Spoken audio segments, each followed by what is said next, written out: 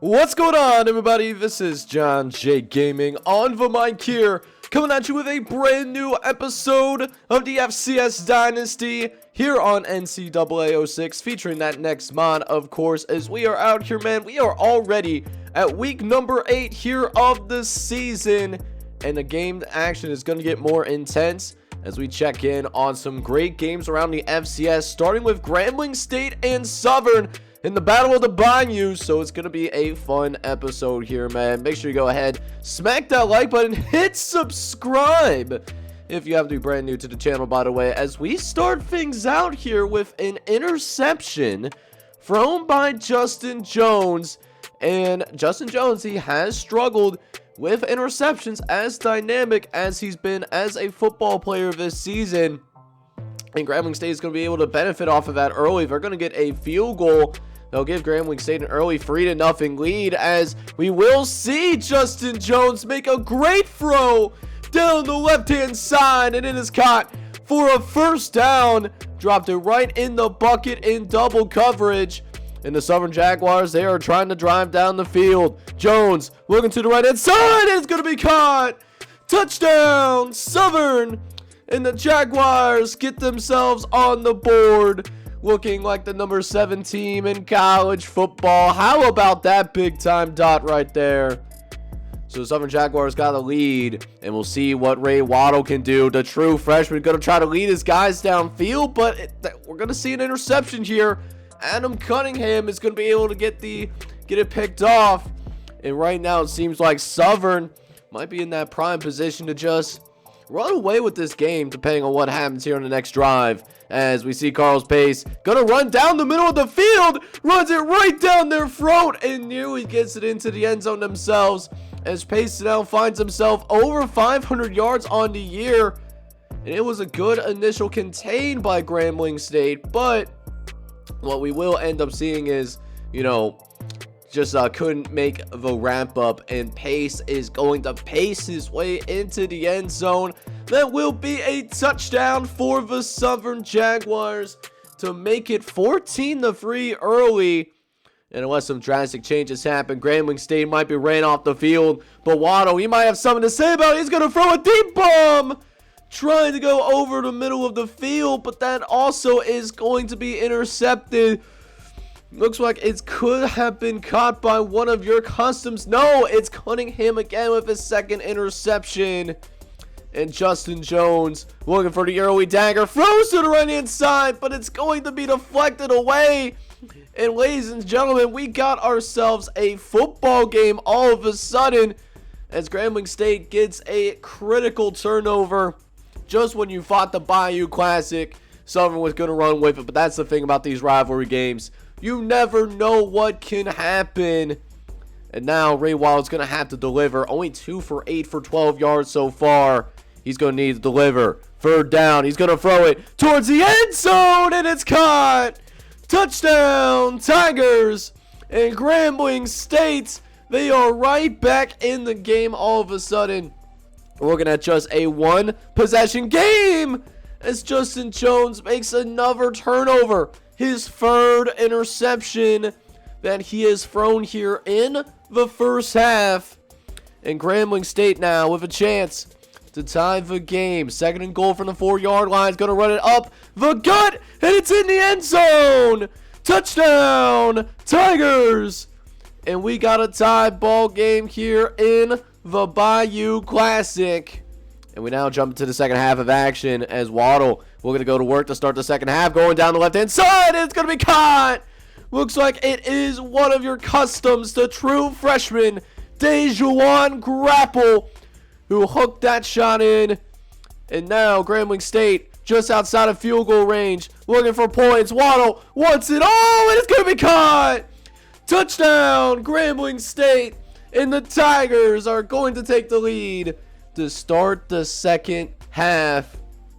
We got ourselves a battle here, ladies and gentlemen. This one could be a Bayou Classic for the ages, as Waddle throws to the left-hand side, gets it out to Dejuan Grapple. He's got some space on the outside. Is anyone going to catch him? No! He's going to pull away from everybody, and that brother is going to be gone.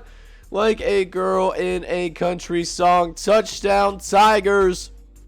And how about Ray Waddle recomposing himself after those 2 initial interceptions?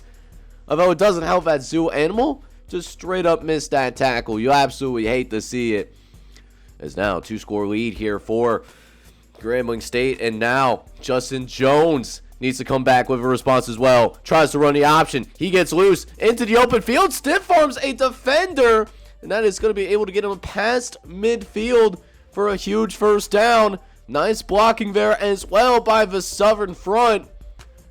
As now we see the Southern Jaguars now in good field position. And he's going to run this into the end zone. Touchdown for the #1 former overall recruit in high school football. That's Justin Jones, able to make some guys miss.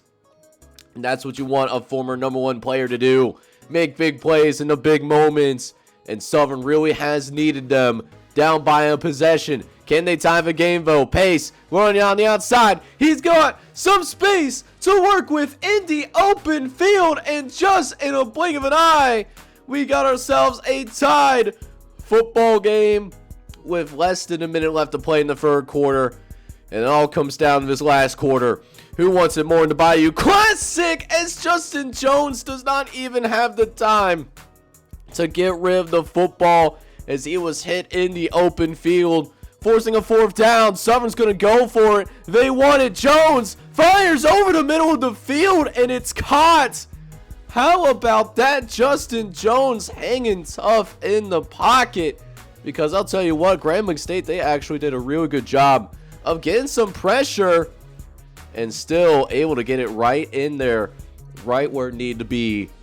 And now Southern on the move once again to take the lead. Pace going to take the gut run up the middle. And the Southern offensive line is able to win in the trenches, creating a hole for Pace to run through. And Southern takes the lead with 2:12 left to play. What does the true freshman have? Ray Waddle dropping back, looking over the left-hand side, throws one up, and it's caught. It is caught for a huge first down. And now Grambling State, they are across the 50-yard line. And now 43 yards separate them from tying this game. Waddle drops back again, looking again over the left-hand side, but it's overthrown. It's intercepted by, once again, it's Adam Cunningham with his 3rd pick of the day. He has been on absolute fire. If he does not win Defensive Player of the Week, at least at the conference level, you know, we might have some problems. But Southern, they cannot run out the clock as they did not pick up a single first down. So Grambling State, they do have a little bit of life left in them. And sure enough, on special teams, what a time to have a special teams meltdown. That's exactly what we got. And now, after a failed Southern possession, Grambling State with a chance to possibly win this game all of a sudden, as that is going to be thrown right over the middle of the field. And here we go. Last play of regulation on the 47. They're going to go for a Hail Mary. Waddle makes a man miss. Got some time. Throws it up. It's caught. It's caught. Touchdown. Grambling State. And the Tigers, they are going to win the football game. A game so exciting, I'm literally losing my voice over it right now. And how about the true freshman just keeping yourself up in the air, intact? And that is going to be the final play of the game. The Grambling State Tigers get to 5-1 and pull off the shocking upset to start this episode of the FCS Dynasty. This is Southern's first loss in conference play. They did also lose to Sacramento State earlier this year, which, to be fair, Sacramento State does come into this week in the top 10. It'll be interesting to see if Grambling State can get into the top 25 polls with this huge victory. So we are going to go ahead and see if the rest of the games in this episode, can they live up to that first one? Because, man, that has to be an absolutely instant classic as the Eastern Kentucky Colonels travel on the road to take on their rivals, the Murray State Racers, who are a really good basketball program. They sent guys like, more recently, John Morant to the NBA. But Murray State really struggling in this series, as here we are, rivalry week. You know, once again, I mean, we saw it in the first rivalry game. You never know what could happen. So Eastern Kentucky, certainly not taking them lightly. As check out Chris Vaughn. He is going to be a weapon for Eastern Kentucky. If Murray State can find a way to slow him down, they might have a chance to win this thing. As Murray State will start with football to begin this game, as Murray State actually had a little decent drive going, but a throw that goes literally, and I mean literally, right to the linebacker. That's going to be one of the easier interceptions that he'll probably have in his college career, to be honest with you guys. And, you know, Murray State, they had a promising drive, but unfortunately, it does not go anywhere. And so Eastern Kentucky now takes over as Coates. He's going to throw it over the right-hand side. He has one-on-one coverage and comes down with the catch. How about that? And Cameron Coates now having 1,000 yards of passing on the season. He's been having a decent campaign so far. As Coates, under center, drops back. He's going to throw this one up towards the end zone. One-on-one. And Vaughn comes down with it. 4th receiving touchdown that we see this season. It's just a straight go route. No trickeration of any kind. And just throws it up, and his guy made a play. And speaking of making plays, this running back group is making some plays all over the field, as that is Rod Rose, who's able to take the handoff and just right through the heart of the Murray State defense. I mean, look at the power on this run. Way to finish, dragging defenders. And Murray State, they get abused on the ground today. That was a common theme in this one. 3rd and short, they were in a goal line defense, mind you. You should be able to at least slow them down a little bit, but Rose once again able to find the open hole, and with no secondary help, no shot of stopping him in the open field. And Eastern Kentucky quickly pulling away 24-0 as Coates throws it deep downfield, one-on-one, and that's also going to be caught. 1st down for the Colonels. And again, another go route. This Murray State secondary, actually, now that I think about it, the entire Murray State defense just getting burnt like Eli Apple in the Super Bowl. As Coates will hand it off to Rose to finish off the drive, and it's already 31-0. You hate to see it if you're a Murray State fan.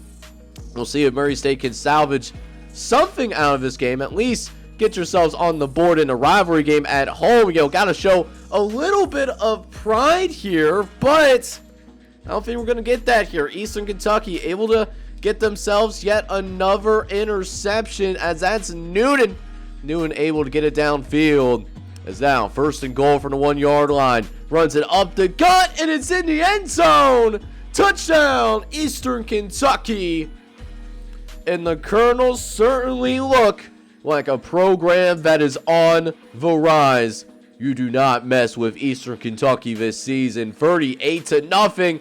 And yet another turnover on the field. That's Ryan Spencer, who had the interception in the 1st quarter. He gets another one, and just having the game of his life right now. So it sets up yet another Eastern Kentucky possession in very favorable spot. Coates will finish the drive out. And the Colonels, it's safe to say that they will win this game with some comfort. They destroy Murray State in their rivalry game matchup. They win 59-0 in this game. Let's go and take a quick break from the gameplay to take a look at some of the early scores that have emerged throughout the FCS Dynasty. We start with South Carolina State playing host to Bethune-Cookman in ACC action, and South Carolina State able to pull one out with ease, winning 48-17 to remain in the AP Top 25. However, one school that I would expect to fall from the AP poll this week is the Rice Owls. They went on the road to play against Tulane in Conference USA action, and Rice was not able to pull it out. They lose 14-17, and it's already their 2nd loss of the season. Meanwhile, in Sunbelt action, we get a big blowout on our hands as Mid-Tennessee State is able to blow the doors off Florida Atlantic. 59-21 is going to be your final score as the Blue Raiders get their second win of the season. However, a top 25 team that is going to nearly get upset in this one is Akron. Akron does get themselves to 7-1 on the year and does remain number 12 in the country, but they almost lose to Indiana State, 35-30 being your final score. Texas Southern, meanwhile, not having those same issues in their Labor Day Classic against Prairie View A&M, as the Texas Southern Tigers get to 5-2 with this 40-17 win against Prairie View. But now we swing it back into the Ohio Valley Conference, this new look Big Ten, as we check in on Samford hosting the Youngstown State Penguins, who were an AP top 25 team. But the thing with Youngstown State is they have been one of the most disappointing teams this season, just coming in 1-4. They essentially need to win out, and that's just to save their season. We'll see if Youngstown State can pull out the upset, or will the Samford Bulldogs finish their season once and for all. We could potentially see the Samford Bulldogs get into the top 25. Now, it's going to be tough sledding because Osiah Jackson Jr. is not available. So their backup quarterback, David Wilson, who is also a true freshman, he's going to have to take on one of the more dynamic dual threat quarterbacks, Ashton Hines, who tries to spin away early, but he is going to put the football on the ground, and Youngstown State is going to get their hands on the football, and that's going to be a huge possession for the Youngstown State Penguins early, able to get that early turnover and help try to create some early momentum. As we get to late in the first quarter, David Wilson from one up in the air over on the right hand side, but then we also see Samford get an interception here. Ashton Hines just overthrowing his target just a little bit, and the Samford Bulldogs will take back over. They get it to the 38-yard line. So a very close game here early in the first half. Still only 3-0 as Wilson throws one over the middle of the field, and we will see the Penguins of Youngstown State take the lead, make that 7-3 as David Wilson, he's actually going to throw his first career touchdown in this game. So congratulations to David Wilson. Hopefully there's more touchdown passes in the future for him, as Ashton Hines, he's going to throw one up in the air. He's going to get a big play of his own as well, as Ashton Hines starting to find a rhythm in the pocket. That's a wide receiver matched up on a linebacker, and that's going to be barbecue chicken every single time. So that leads to 1st and 10 from the 43-yard line as Asante Randolph Jr., he's going to get the carrot. He's going to shoot out like a cannon. How about this run by Asante?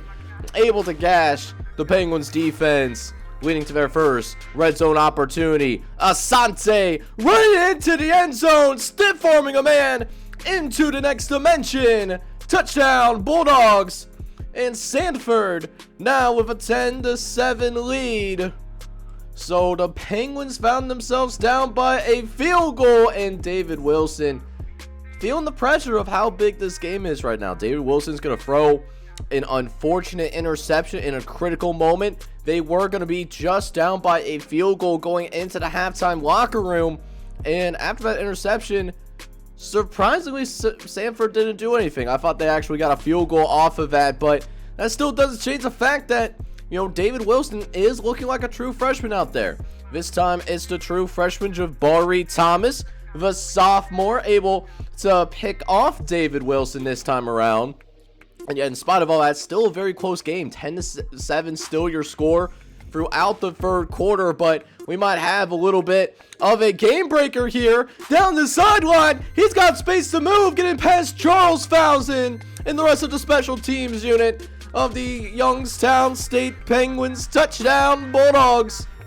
And so Samford goes into this final quarter with a 10-point lead. And David Wilson, we'll see if he can respond. This is a huge test for him early in his college career, but how about that dot down the left-hand side? And then all of those yards created after the fact is going to lead into a touchdown. So the Penguins, they still have a little bit of fight left in them after the extra point attempt was good. We now cut to down just a field goal.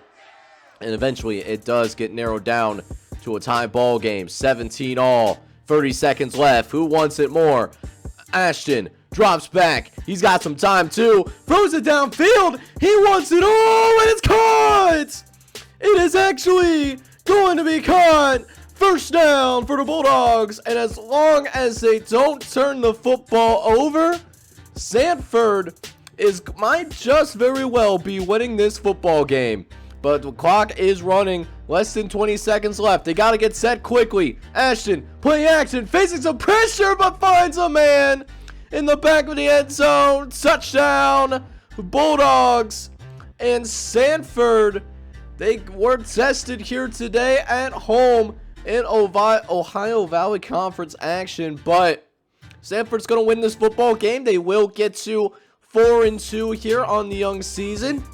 And meanwhile, Youngstown State, their woes here in year number 4 just keep happening.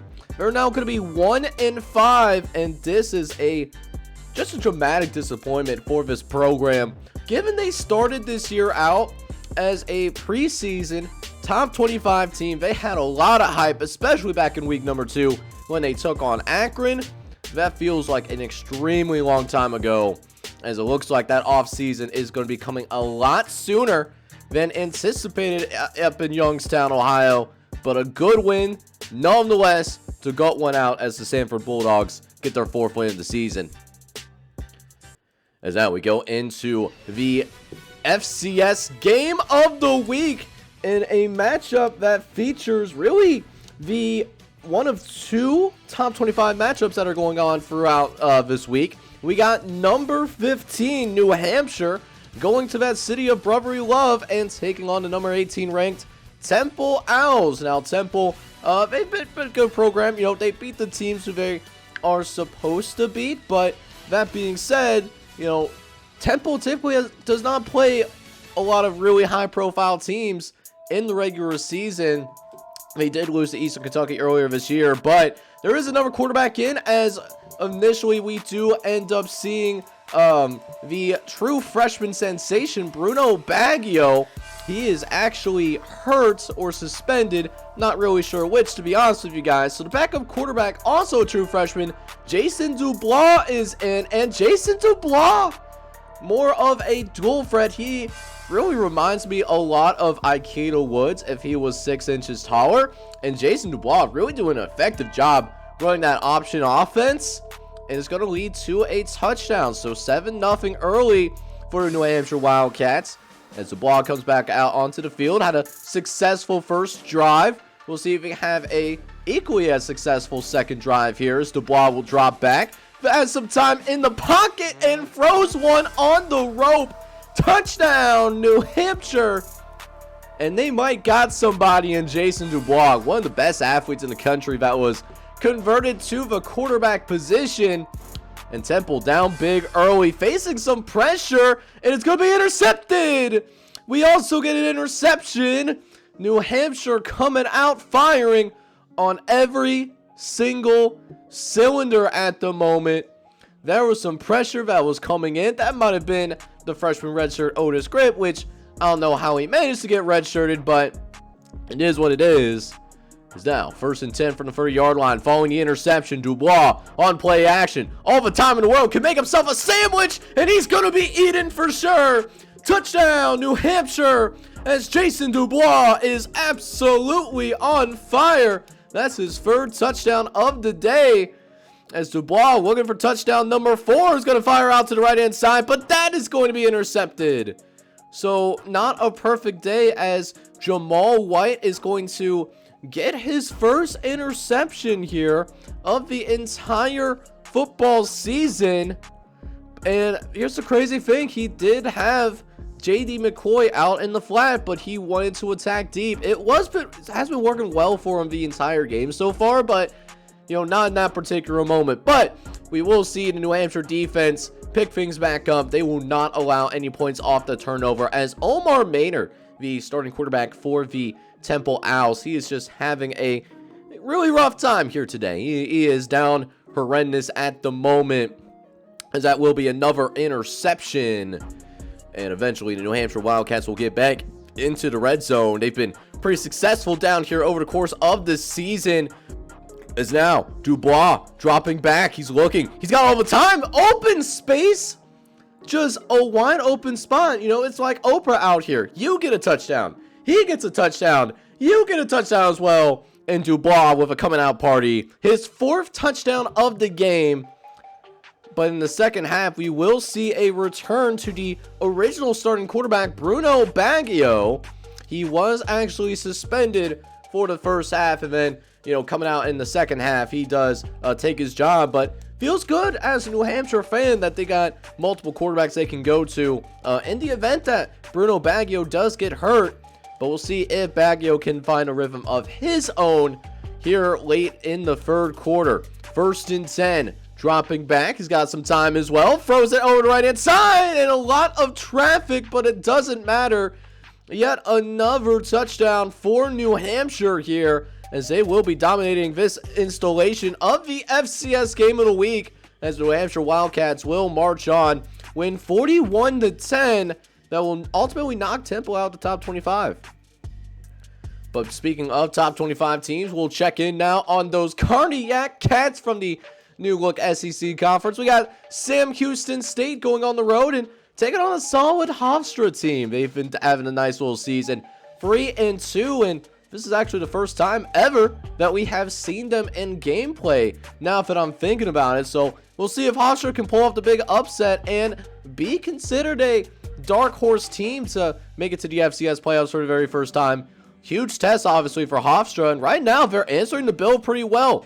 First possession for Sam Houston State. They're able to force this punt, and we'll see if Hofstra can get things going on offense. But first, you got to hang on to the football, my brother in Christ.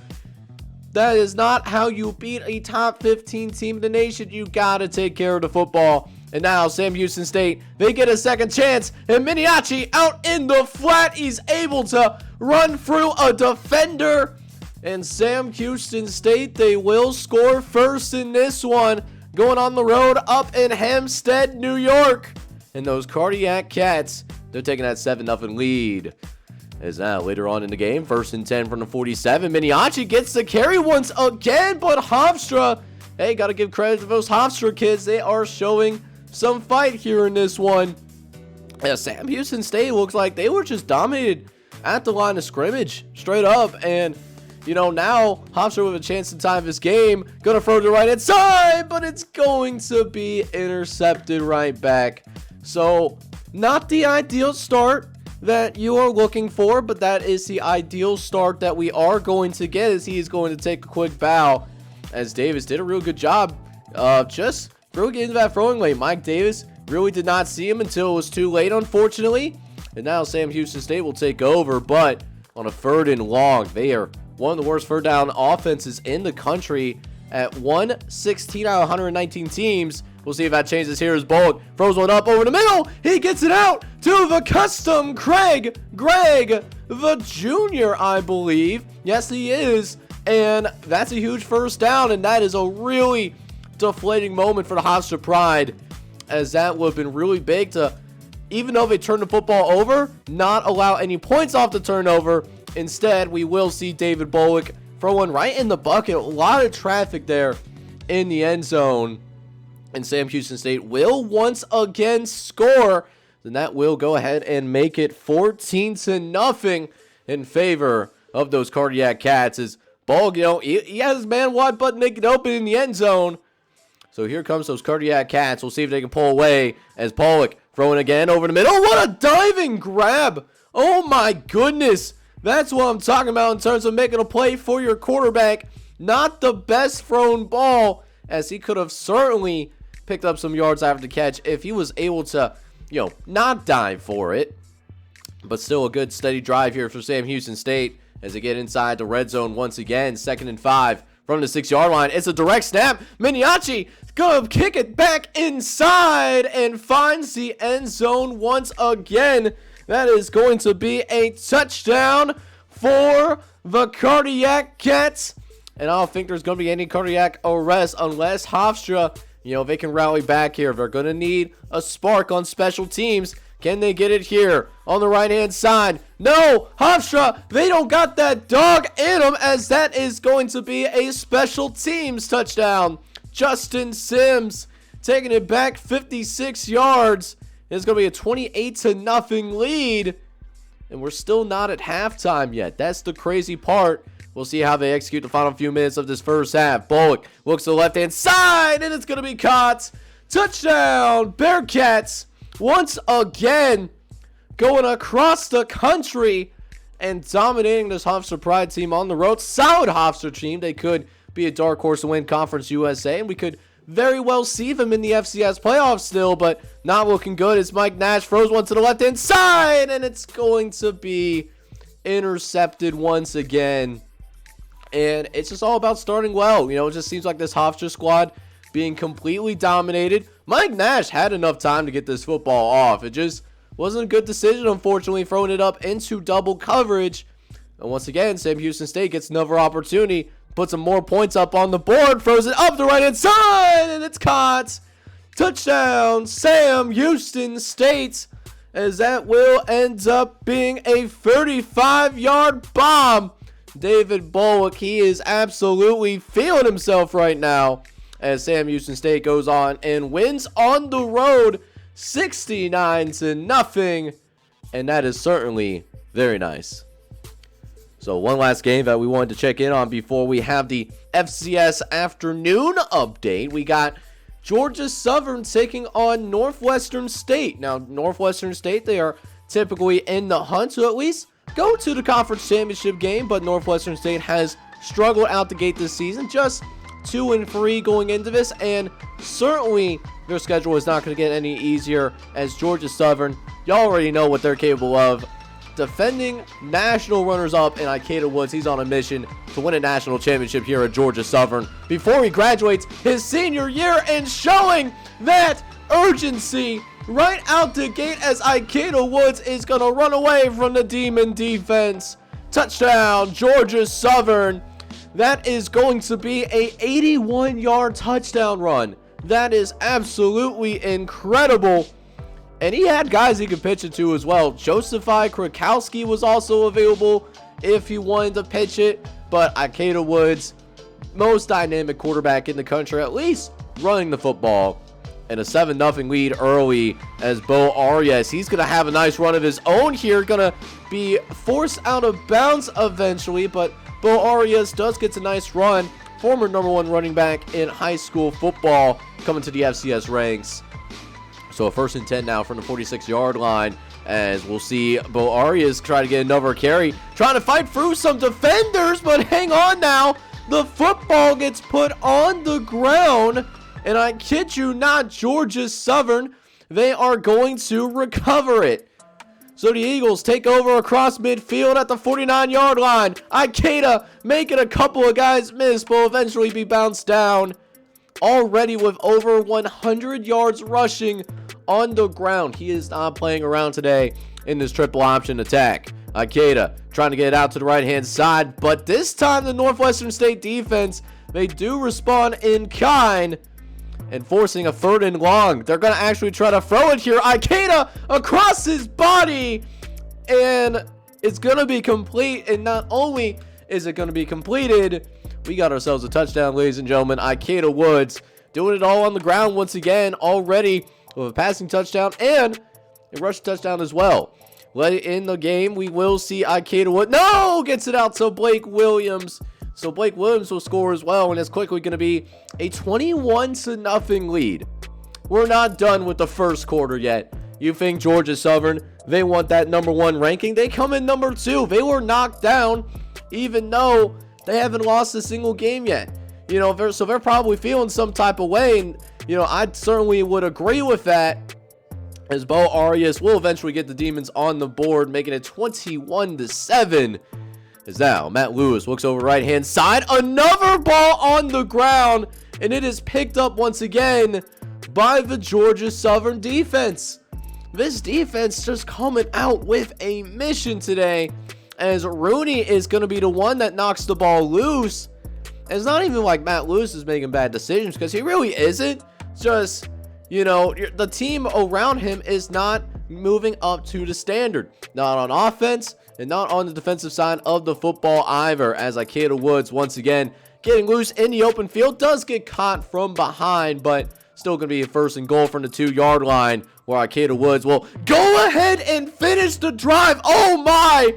He stiff arm. He spin moved a man into the ground. You want to talk about a spin cycle kind of move? Oh my goodness, we certainly got one here. I mean, look at the spin move. Yeet! Hit him with that nasty shit, man.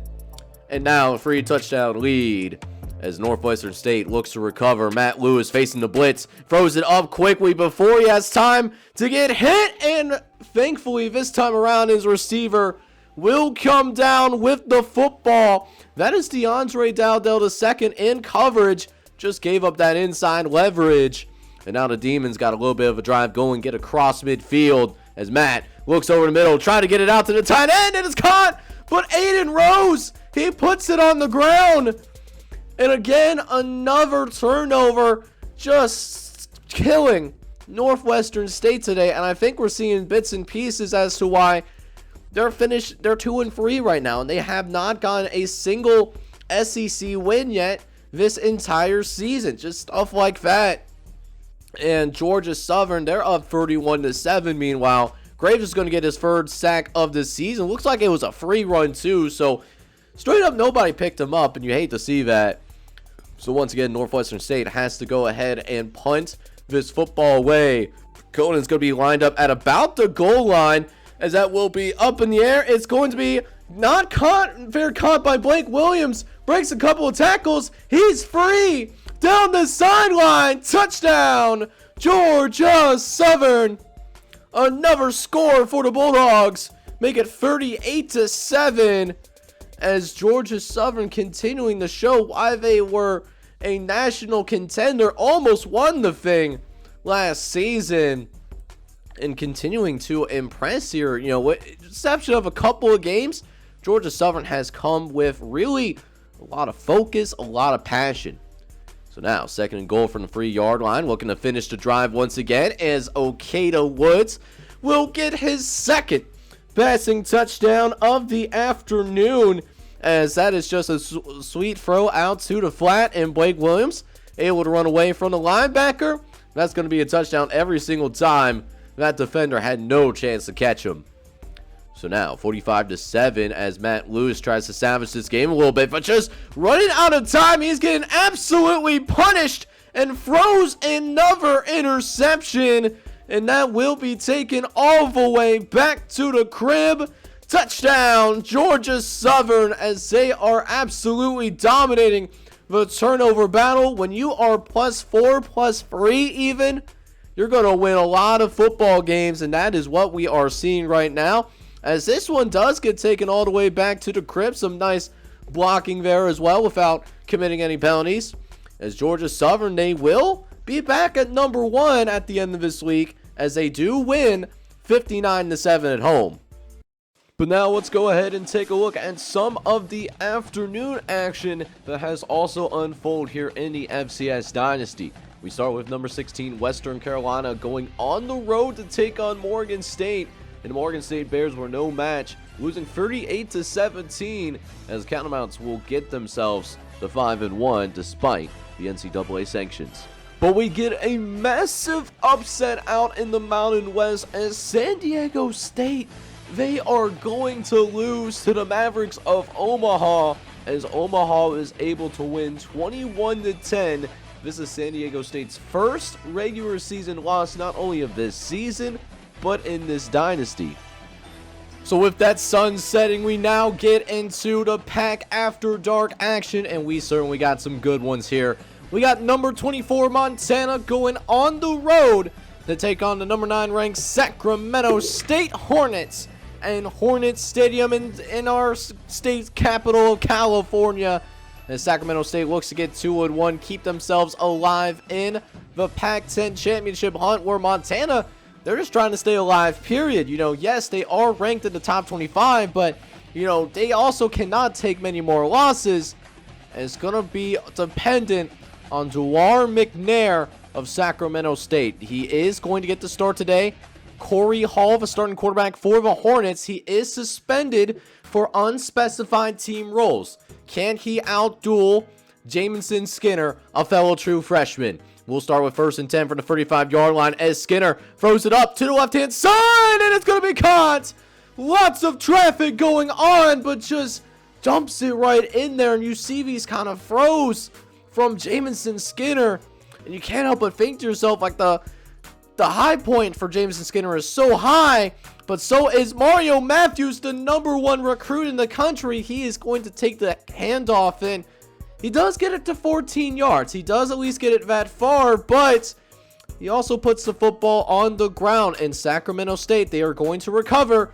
So a missed opportunity there early for Montana Grizzlies, as Mario Matthews really struggling through this game. You know, it's going to happen to every freshman, but to have it happen on national television in what really does feel like a must-win for the Montana Grizzlies, to put the ball on the ground twice in the first quarter. We'll see if Montana continues to ride with their 2 freshman running back, or will they go somewhere else? Sacramento State does get a field goal, so that will make it a 3-0 game as Jamison Skinner puts the football on the ground. Were they provided some Butterfingers before this game started, or what? Because that is already 3 fumbles, all of which were recovered by the Sacramento State Hornets. As you are, McNair looking to get it into the end zone, and he does. Finds Espinoza for a touchdown. And Duar McNair finally makes them pay for the turnovers that have been forced. The Sacramento State still has that early lead in spite of the backup quarterback in the game.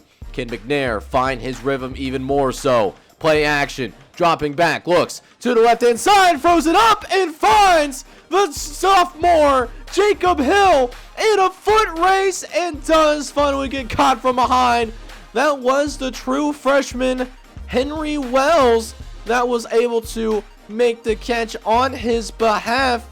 Gets it to the 10-yard line. No flag on the play either. And no better feeling than a custom-to-custom connection. As now Sacramento State on the doorsteps of really pulling away in this game early. We'll see if they go back to Jacob Hill. He's listed on the left-hand side. One-on-one matchup, it seems like as well. No, they go to the fullback, and the fullback is going to punch it in. As somewhere out there right now, not the expert, is probably smiling, as that is going to be a touchdown for fullback U. Who says that fullback position is not dead? Is dead. Not in this series, the fullback position well and alive. And a 17-3 lead for Sacramento State. Delar looking for the early kill. Gets it to Jacob Hill again. He is just torching the Montana secondary right now. How about them apples? One-on-one coverage too. You can't have that. Absolutely crazy. And this is from a top 10 defense as well. Montana coming in number 9 in yards allowed per game. Usually it's their offense has let him down. As Duar, he's going to throw this one up in the air. He wants another big play. He's going to get it. Jacob Hill killing the defense. Touchdown, Sacramento State. And this Hornet squad, they've been so close the past couple of years to making it to the FCS playoffs. And here we are, barbecue on the titties. They look like a team that could go from, okay, make their first FCS playoff appearance to being a national contender for a national championship. That's a crazy turnaround. Although I don't know why those fans are celebrating. They just gave up a 75-yard touchdown run right before the end of the first half. That was Mario Matthews. They do not sub him out, even though he does have 2 fumbles to his name already. Give Montana a little bit of something to feel good about before going into the second half, as they are down by multiple possessions still. Sacramento State, they do get the ball to start the second half as McNair looking to throw across his body. It's still caught by none other than Kevin Espinoza, who already's got 10 career touchdowns, 1,000 yards receiving, and is still going to keep going. Again, one-on-one coverage, and this Montana defensive backfield, they just aren't ready for it. So now, a few plays later, this is a chance for Montana to get him off the field. 4th and 10 from the 38-yard line. So it's kind of at no man's land. And Sacramento State, they will convert once again.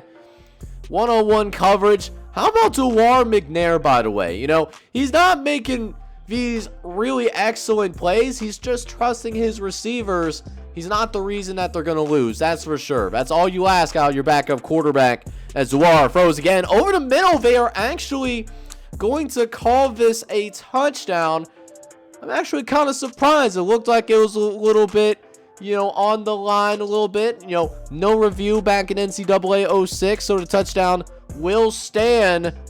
And Sacramento State will continue to build their lead. 31-13 now their score, as they are threatening once again. Another running back getting involved out of the backfield. And they're back in the red zone. So we're in the third quarter now. McNair dropping back. He's got plenty of time. Offensive line doing such a great job. And then we get the freshman mistake. Nick Holden, who was just sitting there in the zone. You know, not really, you know, blocking that middle lane, and just didn't look him off. So Montana with a little bit of life here. Jamison going to get his guys back in the game and throws one on a rope.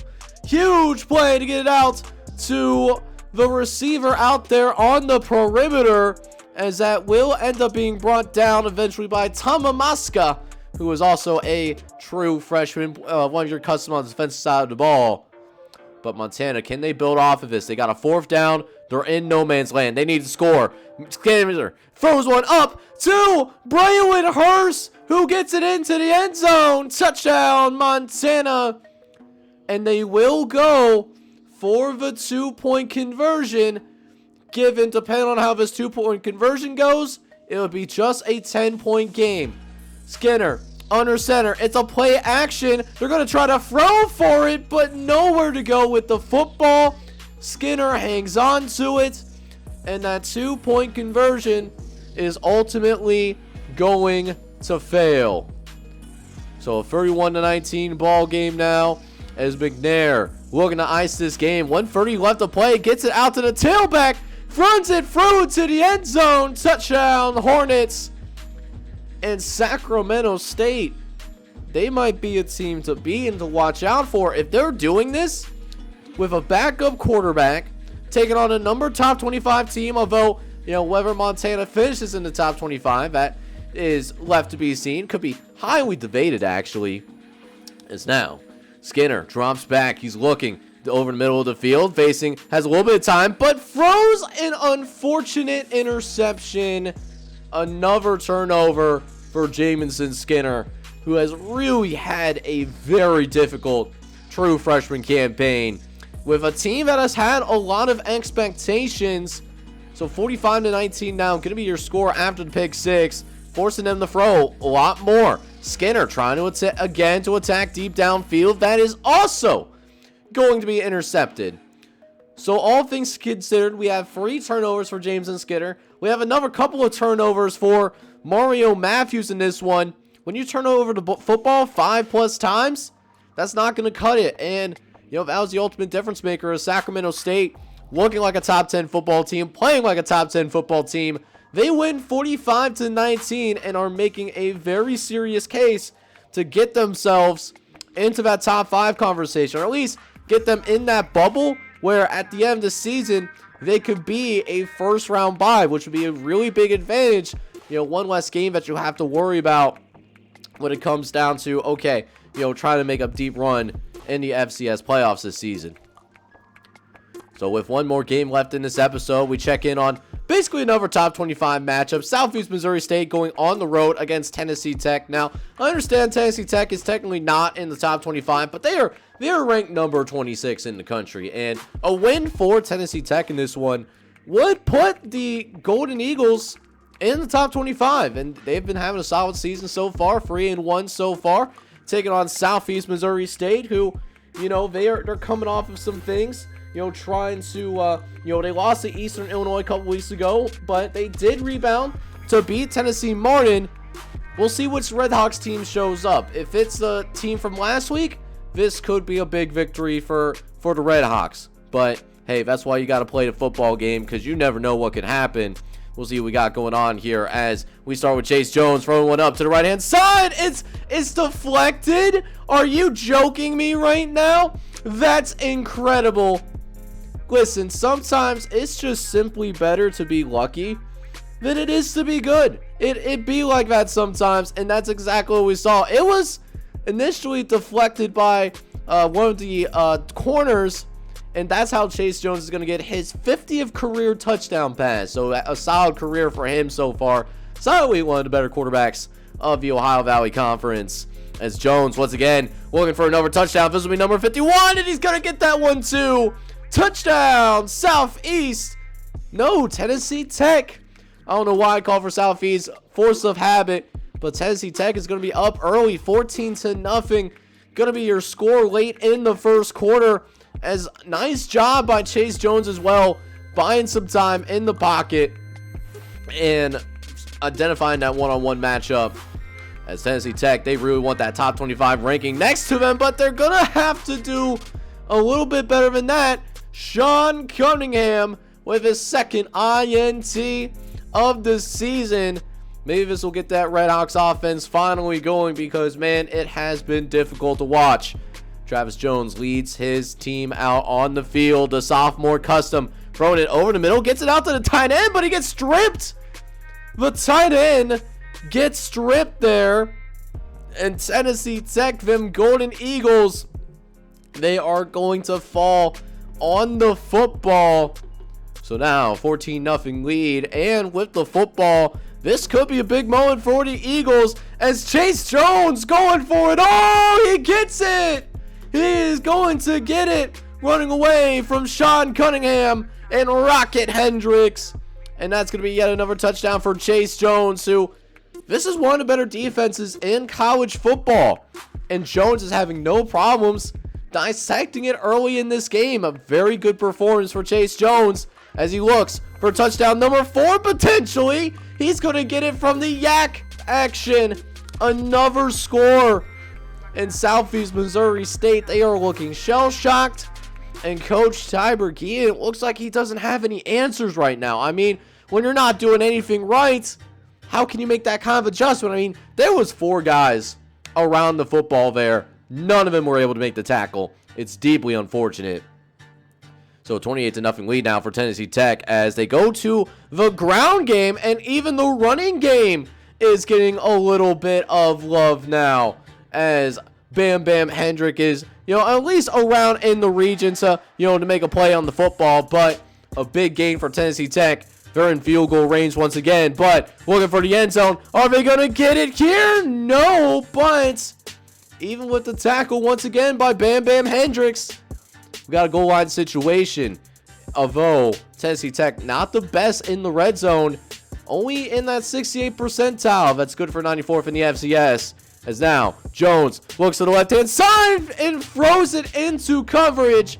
But his guy is going to come down with it. He maintains the concentration. It's 35-0. This is not what I anticipated, in this Ohio Valley Conference matchup. They, what's going on with Southeast Missouri State? Are they getting too complacent? I'm really not sure what's going on, but Travis Johnson will at least get one good play in. They will get them in to Tennessee Tech territory, and they'll need Travis Johnson to step up. They need points. Looking over the left-hand side, but it's going to be intercepted there. That's Lonnie Scott that Travis Johnson was trying to get the football over to, but that does end up getting picked off as well. And at this point, if you're the Redhawks, you're just trying to get into the locker room. Just give me a little something to work with, right? And I don't think that's going to happen. Right before the end of the first half, got in the hands of the playmaker. Another score for Tennessee Tech. So they go into the halftime locker room 42-0. And no surprises, Tennessee Tech's going to win this game. But Southeast Missouri State puts up 38 in the second half. So it was only a 2-score difference. That terrible first half was the difference, though. I mean, you hate to see that kind of stuff happen to you. But a great win otherwise by the Tennessee Tech Golden Eagles. But before we go ahead and check in on the ESPN's Sports Illustrated magazine, let's check out some of the scores on the, around outside of the gameplay, I guess I would say. We start with Kent State playing host to Howard, and Kent State is able to win their football game 36-13 in order to get to 4-1 on the year. As for Utah State, they went on the road to take on Stephen F. Austin in WAC action, and Utah State proving very dominant this season. They are now going to be 7-0 with a 28-point win over the Lumberjacks. However, that being said, we will have a brand spanking new #1 team in the country as Morgan State does the unthinkable. They beat the Bison 26-25. This is North Dakota State's very first loss of the season, while Montana State gets to 2-4. As for Portland State, they will also remain undefeated, however, as they played North Dakota on the road, so a bad week for North Dakota schools. Portland State wins 41-27 to increase their record up to 5-0.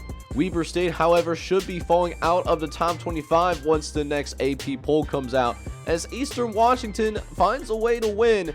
34-31 was your score up in the Pacific Northwest. You want to talk about some revenge? UNLV is taking it out on South Dakota State this week as UNLV wins in a shattering blowout, winning 55-3 against the Jackrabbits. And finally, Eastern Michigan will remain undefeated in MAC action as they beat Southern Illinois 40-14. The Eastern Michigan Eagles are now 6-0 on the season. And of course, last but not least, I cannot forget about James Madison, the number 22 team in the nation, taking on Florida A&M, and James Madison was able to prevail. 38-21 was her final score, as the Dukes are now 4-2. But since we know that North Dakota State did fall in conference action, it does beg the question, who is going to be the new #1 team in the nation? We're going to go ahead and check that out right now. Got a few candidates, but Georgia Southern does retain the #1 spot. They were the preseason #1 team in the country, and they looked the part, winning by 50+ ultimately. Eastern Michigan and Utah State did also get first place votes.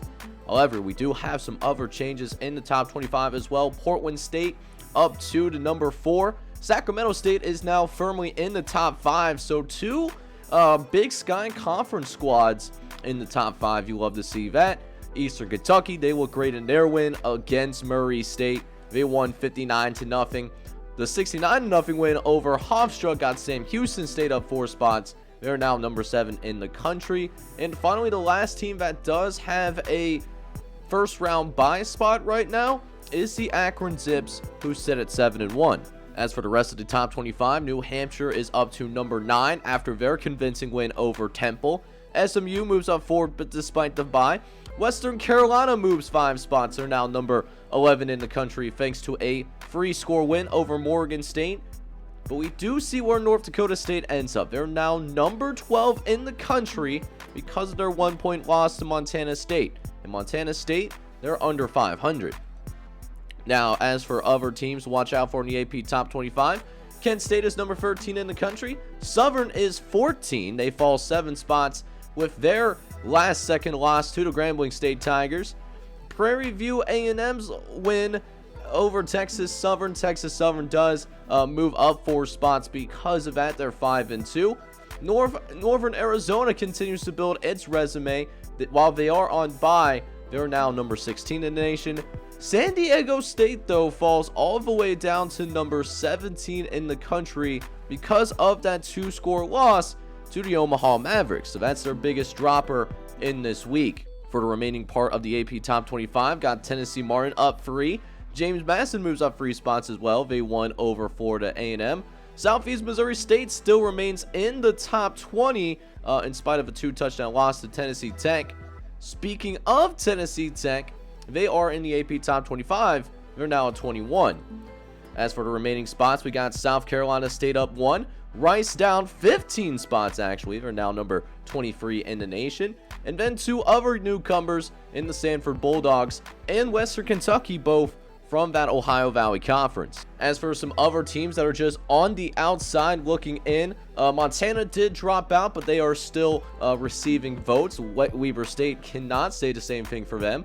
Other teams that are receiving votes as well includes the Citadel, Grambling State, who coming off that big win against Southern, Southeastern Louisiana, and of course we cannot forget about Arkansas Pine Bluff. That being said, we do also have some movement in the most recent update in the Heisman watch. Now, Jonathan Bauer, he does remain number 1 in the Heisman race. He does have 14 total touchdowns on the year, but not the most inspiring performance against Omaha. He only had 5 catches for 75 yards, but that touchdown.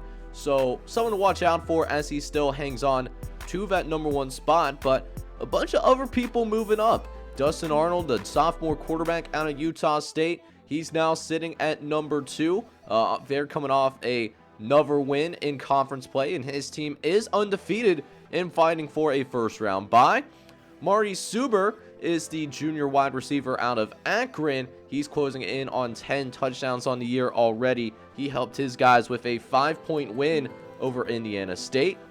As for the junior wide receiver, Jody Gentry, one of your guys' customs, 41 catches, 750 yards, and 11 touchdowns. It was been a great season for him so far as he tries to get James Madison back to the FCS playoffs, as they are sitting on that bubble right now. But we do have a representative from the number 1 team in America, and that is Blake Williams. He has over 1,000 all-purpose yards and 12 touchdowns. He's now included in this Heisman race. And finally, for the NCAA Players of the Week, we go to the offensive side of football first because offense is more entertaining. We all know this. We go to the junior wide receiver, Ronnie Hartman, who really helped be the difference maker in that upset against Southeast Missouri State. His guys, they ended up with 5 receptions, 229 yards. All of his catches ended up being scores. 5 total touchdowns on the day. Ronnie Hartman was unstoppable, and he was the literal difference between winning and losing that game. However, we go to the defensive side of the ball. We go to junior outside linebacker Anthony Suber of Sacramento State. In the 45-19 win over Montana, he was able to garner 8 tackles, 5 of which were behind the line of scrimmage, 4 sacks as well. He was all over Jamison Skinner and was able to compile multiple forced fumbles as well. He was also a difference maker and a huge reason why Sacramento State is having a breakout season. But guys, we are already more than halfway through season number 4 of the FCS Dynasty, and as we focus in more on these various conference games around the country, the games are only going to get more intense, the stakes are only going to get higher, and we only will get a more clear picture of who has a legitimate shot of making it to the FCS playoffs. So you're not going to want to miss a single thing. It's been an exciting year number 4 so far, and I'm glad you guys have tagged along. And with all that being said, if you enjoyed today's episode, by the way, make sure you go ahead, smack that like button, hit that subscribe button, by the way, if you do happen to be brand spanking new. This is John J. Gaming on the mic signing off, but coming at you with week 9 action next time that this FCS series drops. But I hope you're all out there having a good one. Take care, everybody.